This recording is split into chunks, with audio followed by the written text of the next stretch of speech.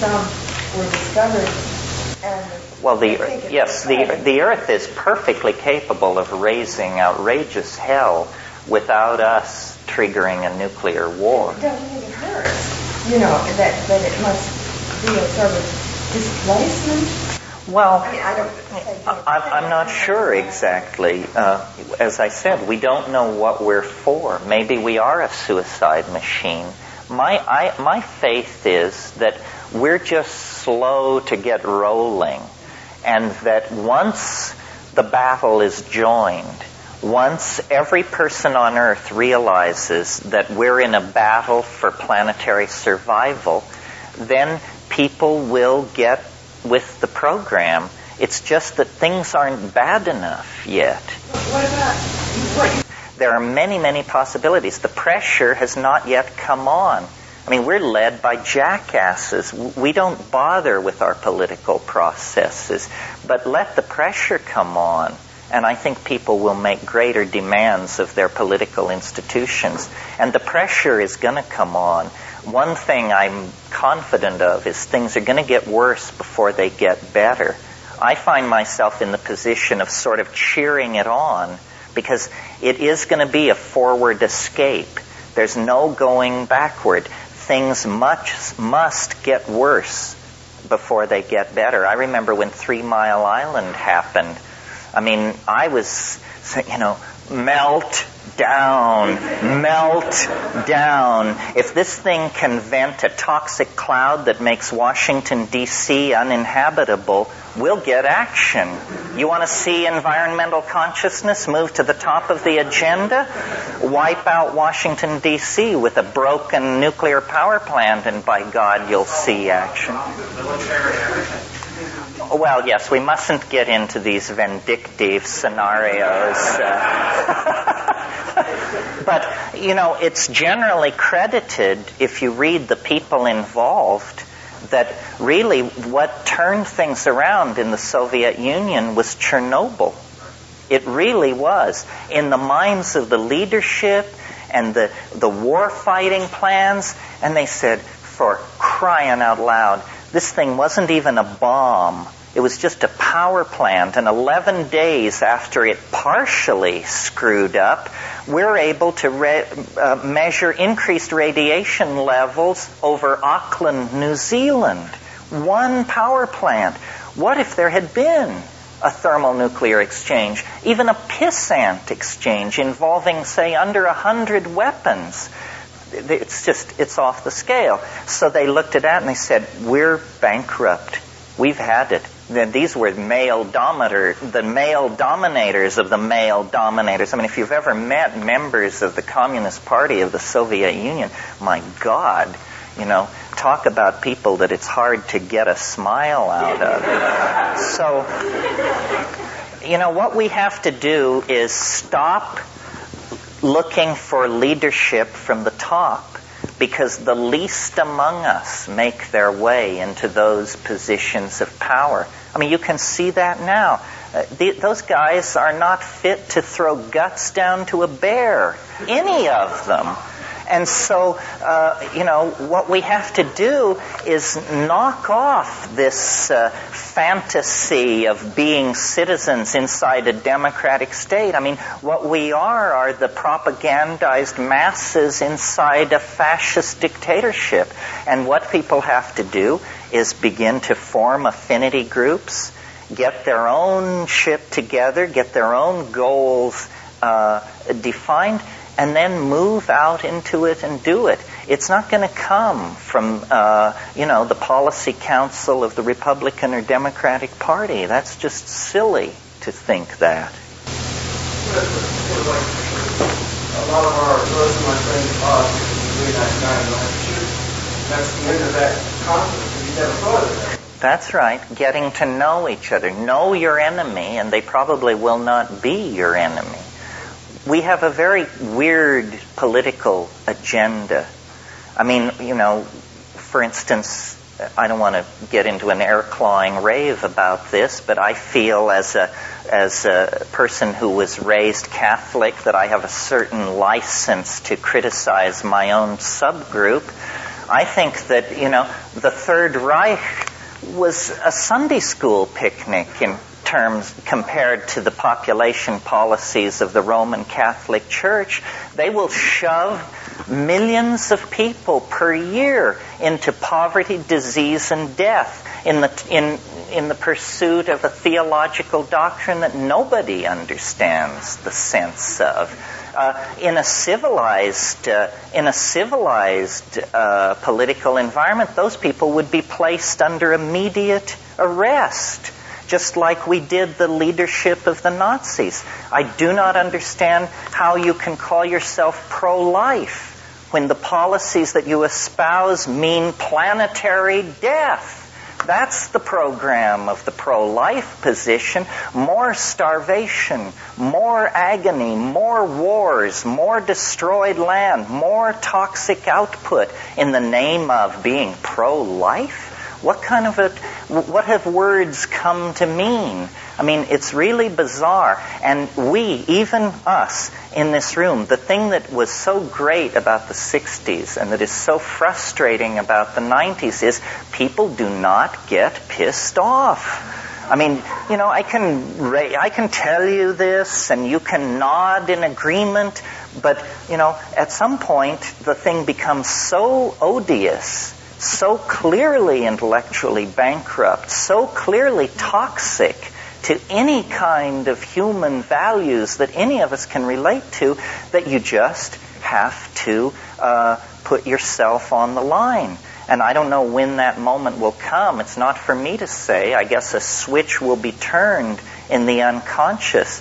But there's enough evidence of outrage and muddle-headedness and outright evil around that sooner or later we're going to have to confront it. Otherwise, this is a sinking submarine. And there is no way out unless people who really understand the gravity of the situation and the stakes make their voices heard. If we leave it up to the institutions that have been put in place over the last 500 years, these are anti-human institutions. These institutions hate the human race, hate ordinary people. And until we wake up to this, we're going to be their victims. We're the marks. Well, how do you like being a mark? You can just take so much of that, and then you just finally have to stand up and say enough, And, JP. Demographically, Japan comes close to what you talk about. They talk about towards as far as the type of educational reform that this society needs. Well, you're right. Education is the key. And, it's just my opinion on this, but history is, to not know your history is to be amnesic. I mean, if you met a person who couldn't tell you where they were from 1970 to 80, you would define them as a fairly damaged person. But how many people do you meet who can tell you where Western civilization was between 900 and 1600? People don't know.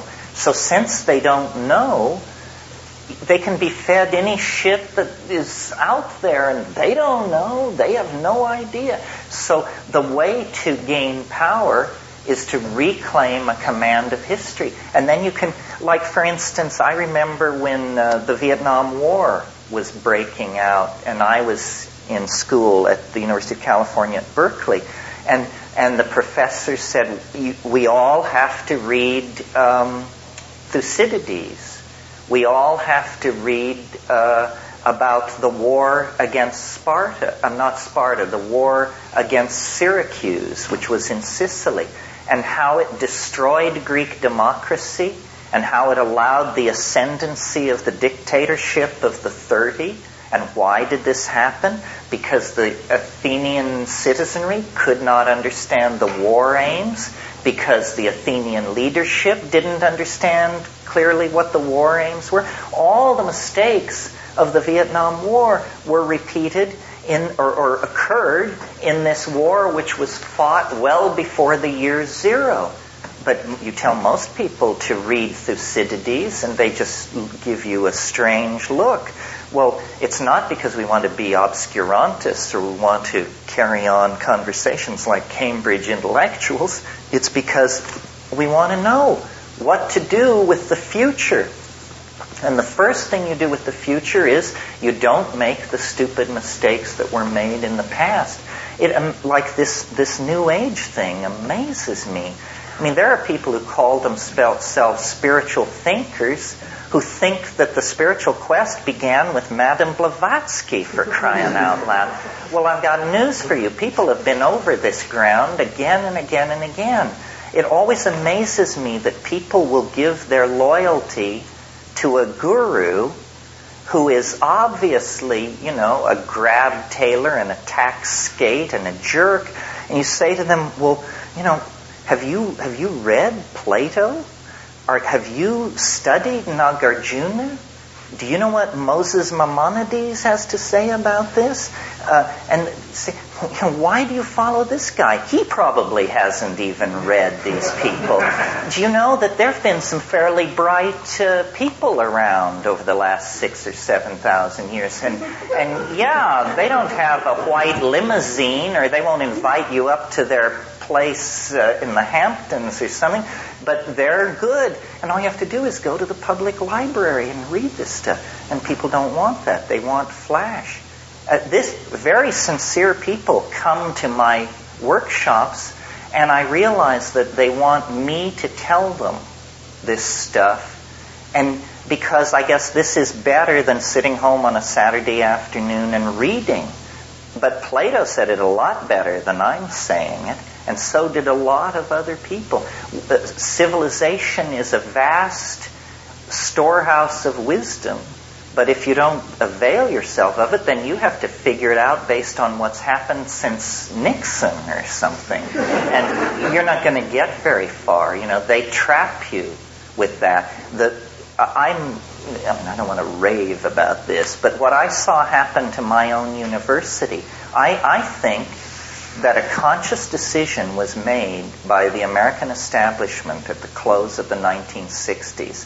And what they said to themselves was, this idea of universal education and an educated citizenry, this we don't like. We see now what happens when you educate your citizens. They figure out the game, and they come to you with their plans for reform and how to make it better. So I was like among, at least at the University of California, I was among the last people to go through that university where the goal was to inform you about the nature of the enterprise called Western civilization.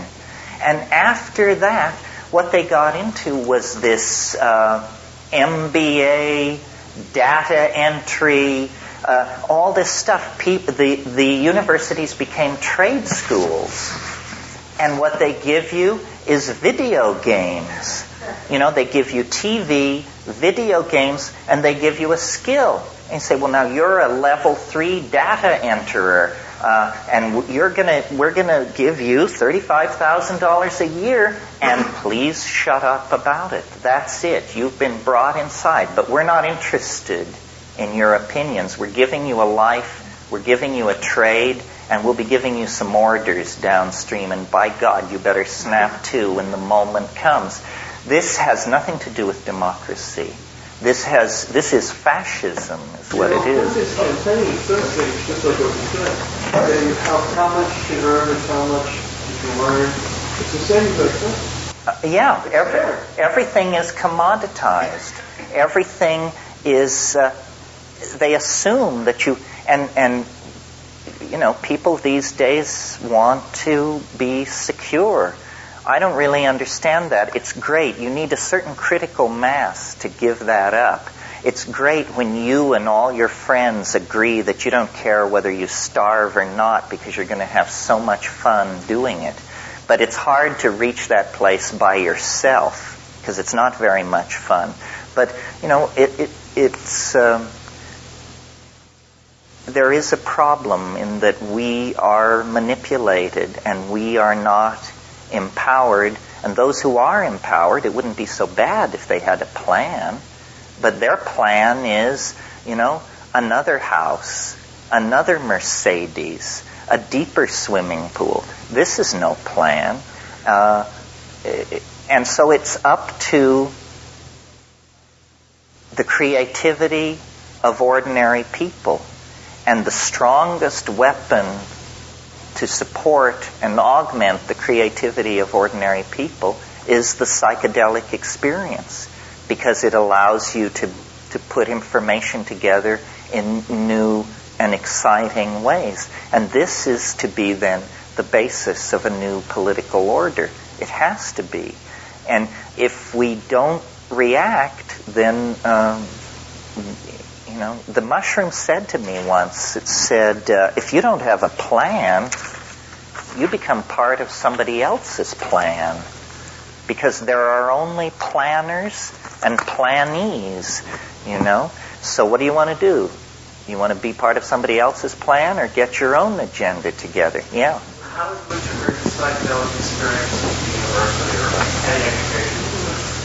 Well, you stop lying about it, for openers. I deal with this with my children, we live in an area where half the population grows dope, and once a month they have anti-drug day at school, and it's just the level of cultural schizophrenia is just awesome, So I just tell my kids the truth. And I say, here's what it is. There are good drugs and bad drugs, but mostly it's the monkey doing the drugs. And, inform yourself. Ask me. If you don't believe me, all these other people, shrinks, chemists. Avail yourself. And I'm very pleased with how my kids are turning out. Other people may look upon them with horror. Because they don't take a lot of crap from anybody, but they are of good heart, and they trust themselves. Yeah. I'm sure that they'll take the drugs in group sessions, or was they doing it while reading certain material? Well, no. The thing to do with the drugs on that level is let's unshackle psychotherapy and stop having it be this playpen game and actually get it into play. Psychotherapists are an incipient shaman class.